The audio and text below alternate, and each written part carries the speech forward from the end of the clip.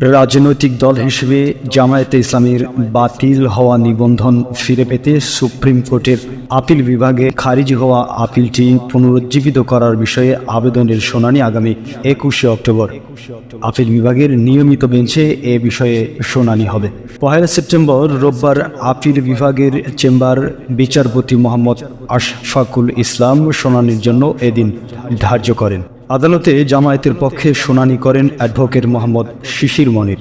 এর আগে সকালে রাজনৈতিক দল হিসেবে জামায়াতে ইসলামীর বাতিল হওয়া নিবন্ধন ফিরে পেতে সুপ্রিম কোর্টের আপিল বিভাগে খারিজ হওয়া আপিলটি পুনরুজ্জীবিত করার আবেদন করে দলটি।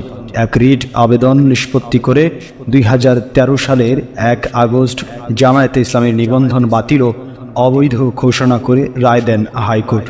এরপর ২০১৮ সালের ৭ই ডিসেম্বর বাংলাদেশ জামায়াতে ইসলামীর নিবন্ধন বাতিল করে প্রজ্ঞাপন জারি করে নির্বাচন কমিশন। পরবর্তী সময়ে হাইকোর্টের রায়ের বিরুদ্ধে আপিল করে বাংলাদেশ জামায়াতে ইসলামী। তবে হাইকোর্টের রায়ের বিরুদ্ধে করা আপিল শুনানিতে জামায়াতের মূল আইনজীবী উপস্থিত না থাকায় গত বছরের নভেম্বরে তৎকালীন প্রধান বিচারপতি ওবায়দুল হাসানের নেতৃত্বাধীন ৬ বিচারপতির আপিল বিভাগ ডিসমিস ফর ডিফল্ট করে আপিল খারিজের আদেশ দেন।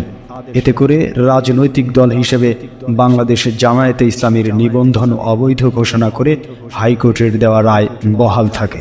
এদিকে বৈষম্য বিরোধী ছাত্র জনতার আন্দোলন চলাকালে গত ১ আগস্ট জামায়াতে ইসলামী ও ইসলামী ছাত্র শিবিরকে নিষিদ্ধ ঘোষণা করে শেখ হাসিনা সরকার।